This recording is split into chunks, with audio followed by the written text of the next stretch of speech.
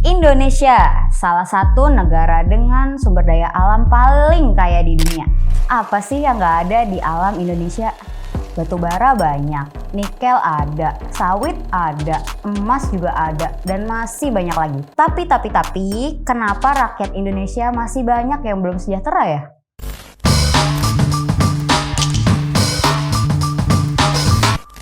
Halo BEMers, selamat datang di POV, Point of View. Indonesia memiliki luas wilayah 7,81 juta kilometer persegi yang sebagian besar dikelilingi oleh lautan, hutan, dan pegunungan. Kekayaan alam Indonesia pun nggak perlu dipertanyakan lagi.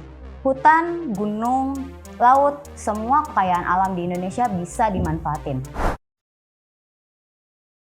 Kalian tahu nggak nih sumber daya alam apa aja yang bisa dimanfaatin sebagai sumber kekayaan negeri ini? Berdasarkan data Kementerian ESDM, cadangan batubara Indonesia saat ini mencapai 38,8 miliar ton. Selain cadangan batubara, masih ada juga sumber daya batubara yang lain. Tercatat mencapai 143,7 miliar ton. Penerimaan negara dari sektor pertambangan, mineral, dan batubara per 2021 mencapai 124,4 triliun rupiah.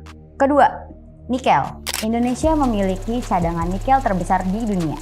Hal itu dibuktikan berdasarkan data Kementerian ESDM 2020 yang menyebut bahwa cadangan logam nikel Indonesia mencapai 72 juta ton. Jumlah tersebut merupakan 52% dari total cadangan nikel di dunia yang mencapai 139.419.000 ton. Penerimaan negara bukan pajak dari sektor nikel per 5 November 2021 mencapai 4,78 triliun. Ketiga, CPO alias crude palm oil atau biasa kita sebut dengan minyak sawit. Sawit merupakan komoditas non-migas yang produksinya terbesar, berjumlah 49 juta ton per 2021. Berdasarkan Badan Pengelola Dana Perkebunan Kelapa Sawit mencatatkan pendapatan sebesar 72,45 triliun rupiah per 2021, naik 241% dari 21,27 triliun rupiah per 2020. Lantas, apakah pendapatan dari sejumlah sumber daya alam Indonesia tadi belum bisa mencukupi untuk mensejahterakan rakyatnya? Berdasarkan data Worldmeter, jumlah penduduk Indonesia per April 2022 sudah mencapai 278 juta jiwa. Jumlah penduduk yang tentunya nggak sedikit ya BEMers. Nah, dari total tadi 278 juta penduduk Indonesia, berdasarkan data BPS masih ada 26,50 juta penduduk miskin per September 2021. Termasuk tinggi dibanding tahun 2019 yang mencapai 24,78 juta jiwa. Nah, garis kemiskinan per September 2021 sendiri mencapai Rp486.168 per kapita per bulannya. Angka tersebut naik 2,89% dari 472.525 per kapita di bulan Maret 2021. Sedangkan jumlah populasi orang terkaya atau ultra high net worth individuals Indonesia naik 1% selama pandemi 2021. Sebelumnya, pada tahun 2020, orang terkaya di Indonesia ada sebanyak 1.390 orang. Per 2021 menjadi 1.403 orang. Secara logika pasti Indonesia bisa menyejahterakan masyarakat yang kurang mampu ya.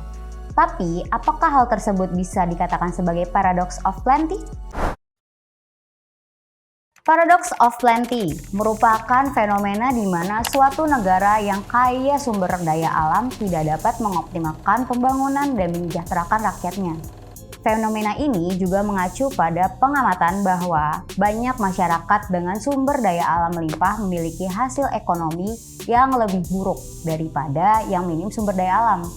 Nah, dilansir dari Investopedia, paradoks ini menyebutkan kekayaan sumber daya alam ini seperti menjadi kutukan nih yang berujung pada konflik, korupsi, dan eksploitasi.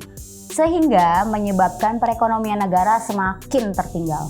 Secara umum, faktor terjadinya paradox of plenty adalah pengembangan ekonomi hanya fokus di satu sektor saja, sehingga mengabaikan pembangunan ekonomi di sektor lainnya, serta terlalu bergantung pada ekspor bahan mentah. Setiap masalah bukan tanpa solusi ya. Ada beberapa cara yang bisa dilakukan untuk mengatasi fenomena tersebut.